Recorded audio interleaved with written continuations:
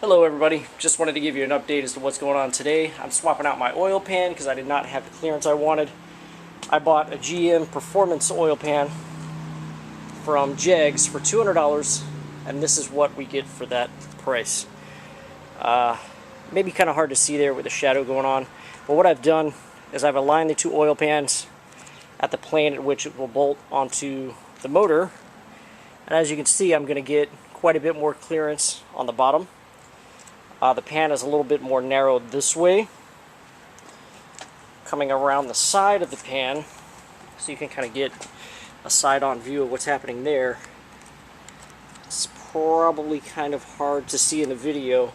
The depth up top is probably about the same, but as you can see, it's pushed back a little bit as well. So that's going to give me more clearance on my frame as well. So, in my opinion, it's going to give me more ground clearance. It's going to push this away from the frame. You can probably see right here, if you look closely, where this thing was making contact with the frame where I was trying to put it in the truck. It wasn't really fitting all too well. But for $200, you get an oil pan, a gasket, you get a dipstick, windage tray, new oil pump pickup, dipstick tube, all new bolts to go on everything.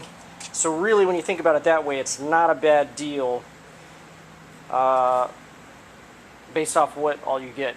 So I'm going to go ahead and bolt this bad boy in there, and then once I have everything bolted up, I'll show you what kind of clearance I'm getting down in the truck. Alright everyone, so I've been working on this thing pretty much all day. Just want to show you what I got accomplished. Got the motor reset back down in, got the headers in place, got my little steering rod back in place, and I swapped out my oil pan. Oh, and also torqued that ridiculous stinking nut. But let me tell you a little bit about what has happened today. So, starting with the oil pan. If you take a look right where this stupid little wire is hanging in the way, but if you look, you can see this new oil pan is giving me quite a bit of clearance between the frame and the oil pan. That's what I was looking for. You can also see, well, maybe not because this lighting kind of stinks over here, but I was going to say just how tight these headers fit up in the engine compartment. Quite a snug fit. I had to actually trim the ear off the motor mount that's towards the cab. On that side there's like two little ears sticking up. You can kind of see it right here. Those two little ears. You might want to just trim those off because they're just going to kind of be in the way, honestly.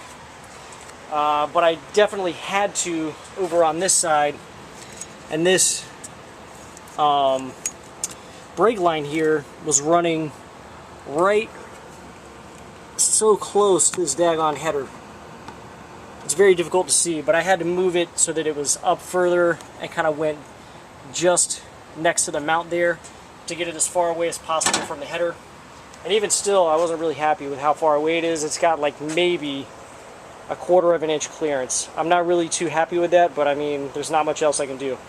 So I'm going to go ahead and crawl underneath the truck and show you the clearance of this new pan under there. So this is what we're looking like underneath the truck. You can see there's actually quite a bit more clearance.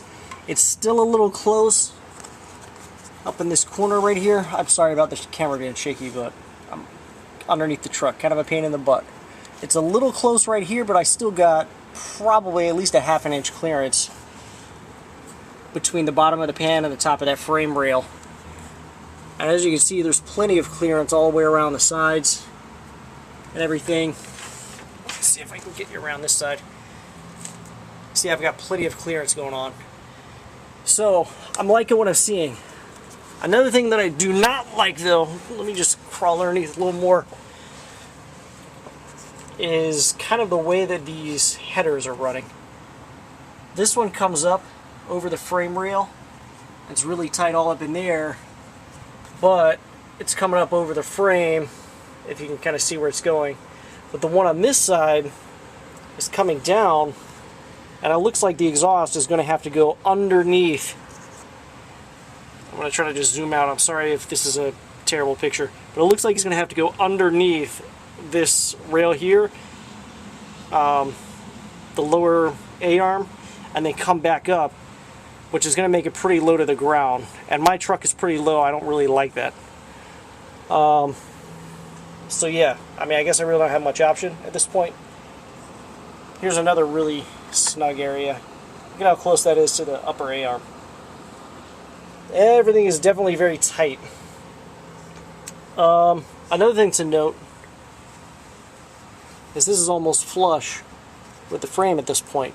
Not quite flush, and right here it hangs down a little bit, maybe about an inch or so, but it's a lot better than the hanging that I was getting with the factory oil pan.